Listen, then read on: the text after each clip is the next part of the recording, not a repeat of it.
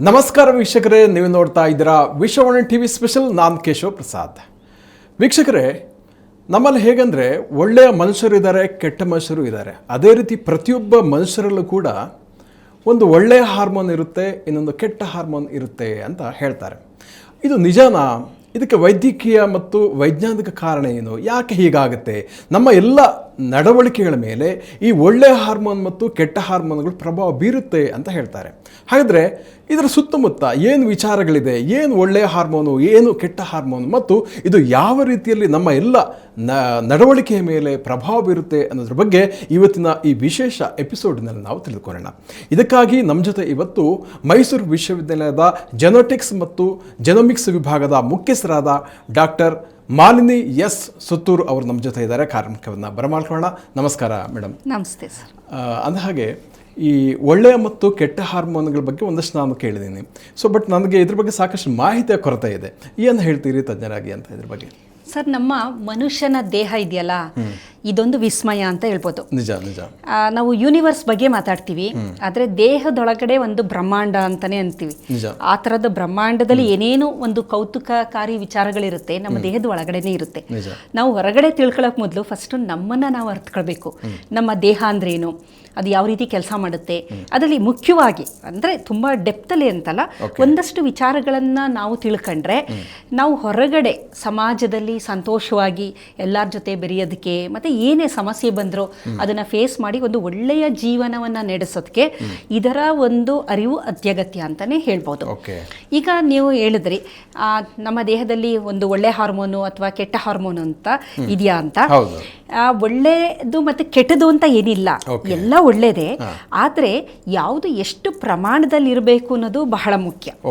ಈಗ ಈ ಹಾರ್ಮೋನುಗಳು ಅಂತ ನಾವು ಹೇಳೋದಾದ್ರೆ ಇವುಗಳನ್ನ ಎಂಡೋಕ್ರೈನ್ ಗ್ರಂಥಿ ಅಂತ ನಾವು ಕರಿತೀವಿ, ಎಂಡೋಕ್ರೈನ್ ಆರ್ಗನ್ಸ್ ಅಂತ ಕರಿತೀವಿ. ಅದರಿಂದ ಬಿಡುಗಡೆಯಾಗುವಂತಹ ರಾಸಾಯನಿಕಗಳಿದೆ. ಇದೆಲ್ಲ ದೇಹದ ಒಳಗಡೆ ಪ್ರತಿ ಒಂದು ಕ್ರಿಯೆನೂ ರಾಸಾಯನಿಕ ಕ್ರಿಯೆನೇ. ಪ್ರತಿ ಒಂದು ನೀವು ಯಾವುದೇ ತಗೊಳ್ಳಿ, ನಾವು ಉಸಿರಾಡೋದೇ ಆಗಲಿ ಅಥವಾ ಡೈಜೆಷನ್ನು, ಜೀರ್ಣಾಂಗ ಆಗ್ಬೋದು, ರಿಪ್ರೊಡಕ್ಷನ್ನು, ಎಕ್ಸ್ಕ್ರೀಷನು ಅಂದರೆ ವಿಸರ್ಜನಾಂಗ, ಪ್ರಜನನ ಕ್ರಿಯೆ, ಪ್ರತಿ ಒಂದರಲ್ಲೂ ಪ್ರೋಟೀನ್ಸ್ಗಳು ಇನ್ವಾಲ್ವ್ ಆಗಿರುತ್ತೆ, ಎನ್ಸೈಮ್ಸ್ಗಳು ಕಿಣ್ವ ಅಂತೀವಲ್ಲ ಅದು ಇನ್ವಾಲ್ವ್ ಆಗಿರುತ್ತೆ, ಹಾರ್ಮೋನ್ಸ್ಗಳಿರುತ್ತೆ. ಈ ಹಾರ್ಮೋನ್ಸ್ಗಳು ಬಹಳ ಪ್ರಮುಖವಾದ ಕೆಲಸವನ್ನ ಮಾಡುತ್ತೆ. ಅದರಲ್ಲಿ ಬೇಕಾದಷ್ಟು ಎಂಡೋಕ್ರೈನ್ ಆರ್ಗನ್ಸ್ ಅಂತ ನಾವು ಕರಿತೀವಲ್ಲ, ಇದರಿಂದ ಬಿಡುಗಡೆಯಾಗುವುದು ಈ ಹಾರ್ಮೋನ್ಸ್ಗಳು. ಅದು ನಿಮಗೆ ಈ ಆಧ್ಯಾತ್ಮದಲ್ಲಿ ಹೇಳ್ತಾರೆ ನೋಡಿ, ಚಕ್ರಗಳು ಅಂತ ಎಲ್ಲ ಹೇಳ್ತಾರಲ್ವಾ, ಈ ಚಕ್ರಗಳನ್ನೇ ಎಂಡೋಕ್ರೈನ್ ಆರ್ಗನ್ಸ್. ನೀವು ಆಧ್ಯಾತ್ಮದಲ್ಲಿ ಚಕ್ರ ಅಂತ ಹೇಳ್ತೀರಿ ಅಂತಂದ್ರೆ ಮೂಲಾಧಾರ ಚಕ್ರ, ಸ್ವಾಧಿಷ್ಠಾನ ಚಕ್ರ, ಮಣಿಪುರ ಚಕ್ರ, ಅನಾಹತ ಚಕ್ರ, ವಿಶುದ್ಧ ಚಕ್ರ, ಆಮೇಲೆ ಸಹಸ್ರಾರ ಚಕ್ರ ಅಂತ ಹೇಳ್ತೀವಿ. ಇದು ಎಲ್ಲಿ ಬರುತ್ತೆ ಅಂತಂದ್ರೆ ಅಲ್ಲಿ ಒಂದೊಂದು ಎಂಡೋಕ್ರೈನ್ ಆರ್ಗನ್ಗಳಿದೆ. ಅಲ್ಲಿಂದ ಬಿಡುಗಡೆಯಾಗುವಂತ ಹಾರ್ಮೋನ್ ಏನಿದೆ ಅದನ್ನ ನೀವು ಚೆನ್ನಾಗಿಟ್ಕೊಳ್ಳಿ ಅಂತ ಅವ್ರು ಹೇಳ್ತಾರೆ. ಅದನ್ನ ನೀವು ಚೆನ್ನಾಗಿ ಇಟ್ಕೊಂಡಾಗ ನಿಮ್ಮ ದೇಹ ಚೆನ್ನಾಗಿರುತ್ತೆ, ಆರೋಗ್ಯವಾಗಿರ್ತೀರಾ ಅಂತ ಅವ್ರು ಹೇಳ್ತಾರೆ. ಅಂದ್ರೆ ಇವೆಲ್ಲ ಎಂಡೋಕ್ರೈನ್ ಆರ್ಗನ್ಸ್ ಅಂತ. ಇದರಲ್ಲಿ ಬಹಳ ಪ್ರಮುಖವಾದದ್ದು ನಮಗೆ ನ್ಯೂರೋ ಟ್ರಾನ್ಸ್ಮಿಟರ್ಸ್ಗಳು, ಕೆಲವೊಂದು ಗುಡ್ ಹಾರ್ಮೋನ್ಸ್ ಅಂತ ನಾವೇನು ಹೇಳ್ತೀವಿ. ಅದರಲ್ಲಿ ಮುಖ್ಯವಾದದ್ದು ಎಂಡಾರ್ಫಿನ್ ಅಂತ ಒಂದು ಕರಿತೀವಿ. ಎಂಡಾರ್ಫಿನ್ ಅಂತ ಒಂದು ಹಾರ್ಮೋನು, ಅದು ಒಂದು ಪೇನ್ ಕಿಲ್ಲರ್ ತರ ಆಕ್ಟ್ ಮಾಡುತ್ತೆ. ದೇಹದಲ್ಲೇನೆ ಪೇನ್ ಕಿಲ್ಲರ್ಸ್ ಇದೆ, ನಾವು ಹೊರಗಡೆ ಯಾವುದು ಪೇನ್ ಕಿಲ್ಲರ್ ತಗೊಳ್ಳೋದೇ ಬೇಡ. ಅಂದ್ರೆ ದೇಹಕ್ಕೆ ಒಂದು ಹೀಲಿಂಗ್ ಪವರ್ ಇದೆ. ಅದಕ್ಕೆ ನೀವು ಏನೇ ಒಂದು ಡ್ರಗ್ಲೆಸ್ ಥೆರಪಿ ಅಂತ ಮಾಡ್ತಾರೆ ನೋಡಿ, ಅದರಲ್ಲಿ ಯಾವುದೇ ಡ್ರಗ್ಸ್ ತಗೊಳ್ಳೋದಿಲ್ಲ, ಆದ್ರೂ ನಮ್ಮ ದೇಹದಲ್ಲಿ ಏನೇ ಒಂದು ಕಾಯಿಲೆ ಬಂದರೂ ನಮಗೆ ಅದನ್ನ ವಾಸಿ ಮಾಡ್ಕೊಳ್ಳೋ ಶಕ್ತಿ ಇದೆ. ಎಂಡಾರ್ಫಿನ್ ಅನ್ನೋದು ಒಂದು ಪೇನ್ ಕಿಲ್ಲರ್ ತರ. ಸೆರೋಟೋನಿನ್ ಅಂತ ಒಂದು ಹಾರ್ಮೋನ್ ಇದೆ, ಅದು ಮೂಡ್ ಹಾರ್ಮೋನು. ಈಗ ನಿಮ್ಮ ಮೂಡ್ ಚೆನ್ನಾಗಿರ್ಬೇಕು, ಖುಷಿಯಾಗಿರ್ಬೇಕು, ಸಂತೋಷವಾಗಿರ್ಬೇಕು ಅಂದ್ರೆ ನಿಮಗೆ ಸೆರೋಟೋನಿನ್ ಸರಿಯಾದ ಪ್ರಮಾಣದಲ್ಲಿದ್ದಾಗ ಮಾತ್ರ ನೀವು ಚೆನ್ನಾಗಿರ್ತೀರ. ಆಮೇಲೆ ಡೋಪಮೈನ್ ಅಂತ ಇದೆ, ಇದು ತುಂಬಾ ಅದ್ಭುತವಾದದ್ದು. ಅದು ರಿವಾರ್ಡಿಂಗ್ ಹಾರ್ಮೋನ್. ಅದು ರಿವಾರ್ಡಿಂಗ್ ಅಂತಂದ್ರೆ ಈಗ ನೀವು ಏನೋ ಒಂದು ಕೆಲಸ ಮಾಡಿದಾಗ ನನಗೆ ಅದರಿಂದ ಒಂದು ಅಪ್ರಿಸಿಯೇಷನ್, ಪ್ರಶಂಸೆ ಇದೆ, ಅದರಿಂದ ನನಗೆ ಏನೋ ಒಂದು ಅವಾರ್ಡ್ ಬರುತ್ತೆ, ಒಂದು ಹಾನರ್, ಈ ಥರದ್ದೆಲ್ಲದೂ ಒಂದು ಆದಾಗ ಮತ್ತೆ ದೇಹ ಆಂಟಿಸಿಪೇಟ್ ಮಾಡುತ್ತೆ, ಇದು ನಾನು ಮಾಡಿದಾಗ ನನಗೆ ಇದು ಸಿಕ್ಕುತ್ತೆ ಅಂತ. ಅವಾಗ ಡೋಪಮೈನ್ ರಿಲೀಸ್ ಆಗ್ತಾ ಬರುತ್ತೆ. ಅದು ಒಂದು ರಿವಾರ್ಡಿಂಗ್ ಹಾರ್ಮೋನ್. ನೀವು ಮಾಡಬೇಕಾದ್ರೂ ಸಿಕ್ಕುತ್ತೆ ನಿಮಗೆ, ಮಾಡ್ತೀನಿ ಅಂತ ಆಂಟಿಸಿಪೇಟ್ ಮಾಡಿದಾಗಲೂ ನಿಮಗೆ ಡೋಪಮೈನ್ ರಿಲೀಸ್ ಆಗುತ್ತೆ. ಮತ್ತೆ ಆಕ್ಸಿಟಾಸಿನ್ ಅಂತ ಇನ್ನೊಂದು ಹಾರ್ಮೋನ್ ಇದೆ. ಈ ಆಕ್ಸಿಟಾಸಿನ್ ಅನ್ನೋದು ಲವ್ ಹಾರ್ಮೋನ್. ಅದು ಅದಕ್ಕೆ ಮನುಷ್ಯ ಒಬ್ಬ ಸಂಘಜೀವಿಯವನು. ನಿಮಗೆ ಗೊತ್ತಿರ್ಬೋದು, ಒಂಟಿತನ ಎಲ್ಲಿರುತ್ತೆ ಅಂಥ ವ್ಯಕ್ತಿಗೆ ನಾನಾ ರೀತಿಯ ಕಾಯಿಲೆಗಳು ಬರುತ್ತೆ. ಈಗ ನಮಗೆ ಭಾರತೀಯರು ನಾವು ಯಾಕೆ ಇದುವರೆಗೂ ಚೆನ್ನಾಗಿತ್ತು. ಇವಾಗ ನಮ್ಮಲ್ಲೂ ಆ ಪಾಶ್ಚಿಮಾತ್ಯ ಸಂಸ್ಕೃತಿ ಎಲ್ಲ ಬಂದು ನಮ್ಮಲ್ಲೂ ಬೇಕಾದಷ್ಟು ಥರದ ಸಮಸ್ಯೆಗಳಿಗೆ ನಾವು ತುತ್ತಾಗ್ತಾ ಇದ್ದೀವಿ. ಮೊದಲು ನಮ್ಮಲ್ಲಿ ಏನು ಅಂತಂದರೆ ಒಂದು ಕುಟುಂಬ ಅಂತ ಇತ್ತು. ಒಂದು ಕುಟುಂಬ ಅಂತಂದರೆ ಅಲ್ಲಿ ತಂದೆ ತಾಯಿ ಇರ್ತಿದ್ರು, ಆಮೇಲೆ ಗಂಡ ಹೆಂಡತಿ 3 ಜನರೇಷನ್ ಇರೋದು ಅವಿಭಕ್ತ ಕುಟುಂಬ. ಅವಿಭಕ್ತ ಅಂತ ಅಲ್ಲದೆ ಹೋದ್ರು ಒಂದು ಕುಟುಂಬ ಅಂದರೆ ಅಜ್ಜ ಅಜ್ಜಿ, ಆಮೇಲೆ ಮಕ್ಕಳು ಮೊಮ್ಮಕ್ಕಳು. ಇದು ಇನ್ನು ಅವಿಭಕ್ತ ಅಂದರೆ ಚಿಕ್ಕಪ್ಪ ದೊಡ್ಡಪ್ಪ ಅವರು ಇವರು ಎಲ್ಲ ದೊಡ್ಡ ಒಂದು ಅವಿಭಕ್ತ ಕುಟುಂಬ. ಚಿಕ್ಕಪ್ಪ ದೊಡ್ಡಪ್ಪ ಎಲ್ಲರ ಜೊತೆಲಿ ಇರೋರಲ್ಲ, ಅದು ಅವಿಭಕ್ತ. ಇದು ಒಂದು 3 ಜನರೇಷನ್ ಇರುತ್ತೆ. ಒಂದು ಅಜ್ಜ ಅಜ್ಜಿ, ತಂದೆ ತಾಯಿ, ಮೊಮ್ಮಕ್ಕಳು. ಇದು ಒಂದು ಕುಟುಂಬ ವ್ಯವಸ್ಥೆ ನಮ್ಮಲ್ಲಿತ್ತು. ಮತ್ತು ಇದು ಸೈಂಟಿಫಿಕ್ ಆಗು ಬಹಳ ತುಂಬ ಮುಖ್ಯವಾದದ್ದು. ಏನಕ್ಕೆ ಅಂತಂದರೆ ಯಾವುದೇ ಒಬ್ಬ ವ್ಯಕ್ತಿಗೆ ಅವನು ಗುಂಪಿನಲ್ಲಿದ್ದಾಗ ಅವನಿಗೆ ಒಂದು ಸೆಕ್ಯೂರ್ಡ್ ಫೀಲಿಂಗ್ ಇರುತ್ತೆ.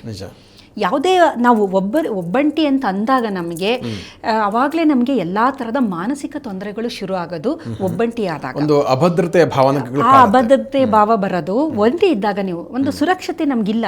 ಈಗ ನನಗೇನೋ ತೊಂದರೆ ಆಯಿತು ಅಂದರೆ ಒಂದಷ್ಟು ಜನ ಇದ್ದಾರೆ ಅಂದರೆ ಅವರೆಲ್ಲ ನನ್ನ ಜೊತೆ ಇದ್ದಾರೆ, ನಾನು ಎದುರಿಸ್ಬೋದು ಅನ್ನೋದು ಒಂದು ಭಾವನೆ ಬರುತ್ತೆ. ಇದು ಹಾಗಾಗಿ ಮನುಷ್ಯ ಒಬ್ಬ ಸಂಘಜೀವಿಯವನು, ಅವನು ಎಲ್ಲ ಗುಂಪಲ್ಲಿರಬೇಕು. ಈಗ ಮನುಷ್ಯನ ಹಿಂದೆ ನಾವು ನೋಡಿದಾಗ ಚಿಂಪ್ಯಾನ್ಸಿ ಆಗ್ಬೋದು, ಬೇರೆ ಬೇರೆ ಪ್ರಾಣಿಗಳು, ಸಿಂಹ ನೋಡಿ ಗುಂಪಲ್ಲಿರುತ್ತೆ, ಆನೆಗಳ ಗುಂಪು, ಎಲ್ಲದನ್ನು ಒಂದು ಗುಂಪಲ್ಲೇ ಇರೋ ಅಂಥದ್ದು. ಸಸ್ತನಿಗಳೆಲ್ಲ ಗುಂಪಲ್ಲೇ ಇರೋ ಅಂಥದ್ದು ಸಾಮಾನ್ಯವಾಗಿ.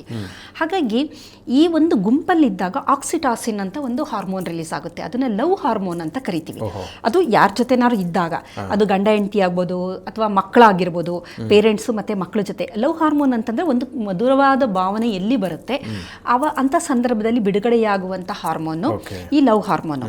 ಇದು ಮತ್ತೆ ಗುಂಪಲ್ಲೂ ಆಗುತ್ತೆ. ಈಗ ಫ್ರೆಂಡ್ಸ್ ಎಲ್ಲ ನೀವು ಸೇರ್ಕೊಂಡು ಮಾತಾಡ್ತಾ ಇರ್ತೀರಾ ಅಂತ ಇಟ್ಕೊಳ್ಳಿ, ಏನೋ ಒಂದಷ್ಟು ಜೋಕ್ಸ್ ಹೇಳ್ತೀರಾ, ಎಲ್ಲೋ ಒಂದು ಪಿಕ್ನಿಕ್ ಹೋಗ್ತೀರಾ, ಅವಾಗ ಒಂಥರ ಖುಷಿಯಾಗಿರ್ತೀರಾ ನೀವು. ಆ ಖುಷಿಯಾಗಿರೋದಕ್ಕೆ ಕಾರಣ ಆಕ್ಸಿಟಾಸಿನ್.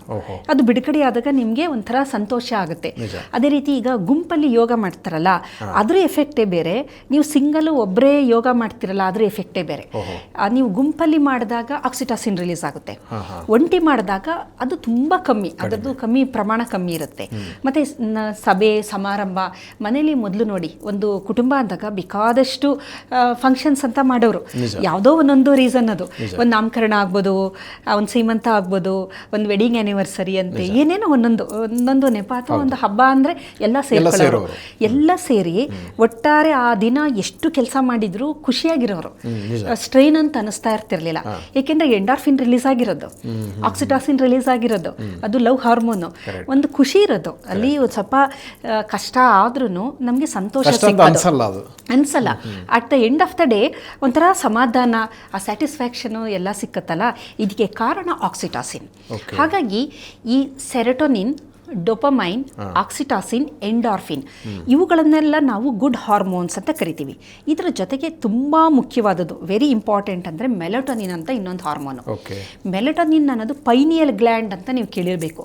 ಈ ನಮ್ಮ ಸಹಸ್ರಾರ ಚಕ್ರ ಅಂತಂತೀವಲ್ಲ, ಅದು ಅಂದರೆ ಎಕ್ಸಾಕ್ಟ್ ಅದೇ ಪೊಸಿಷನ್ ಅಲ್ಲ, ಇನ್ನೊಂದು ಸ್ವಲ್ಪ ಕೆಳಗಡೆ ಇರುತ್ತೆ. ಅಲ್ಲಿ ಪೈನಿಯಲ್ ಗ್ಲ್ಯಾಂಡ್ ಅಂತ ಒಂದು ಎಂಡೋಕ್ರೈನ್ ಆರ್ಗನ್ ಇದೆ. ಅದರಿಂದ ಬಿಡುಗಡೆಯಾಗುವುದು ಮೆಲಟೋನಿನ್ ಅಂತ ಒಂದು ಹಾರ್ಮೋನು. ಇದು ತುಂಬ it is a magic hormone ಅಂತ ಕರೀತೀವಿ. ಅದ್ಭುತ ಅದು. ಕಾರಣ ಏನಂತಂದರೆ ಅದಕ್ಕೆ ಎಲ್ಲ ರೀತಿಯ ಕಾಯಿಲೆಗಳನ್ನು ಗುಣಪಡಿಸುವ ಶಕ್ತಿ ಈ ಮೆಲಟೋನಿನ್ಗಿದೆ.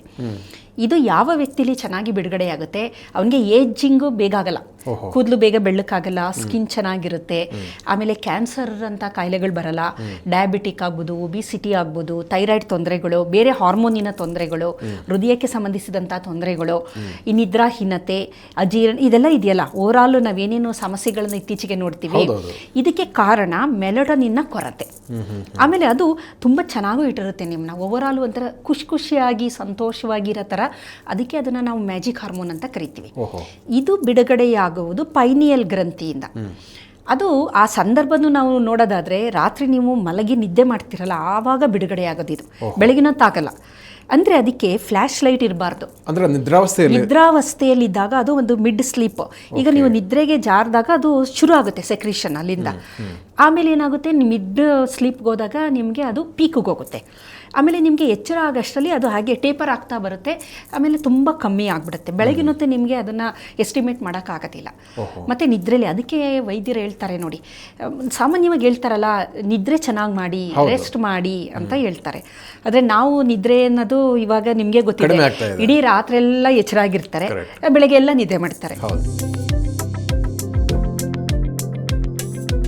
ನಿಮ್ಮ ಕುಟುಂಬಕ್ಕೊಂದು ಪರಿಪೂರ್ಣ ಯೂಟ್ಯೂಬ್ ಚಾನಲ್. ಇಂಟ್ರೆಸ್ಟಿಂಗ್ ಮತ್ತು ಇನ್ಫಾರ್ಮೇಟಿವ್ ವಿಡಿಯೋಗಳನ್ನ ಮಿಸ್ ಮಾಡ್ಕೋಬೇಡಿ. ಈಗಲೇ ಸಬ್ಸ್ಕ್ರೈಬ್ ಮಾಡಿ.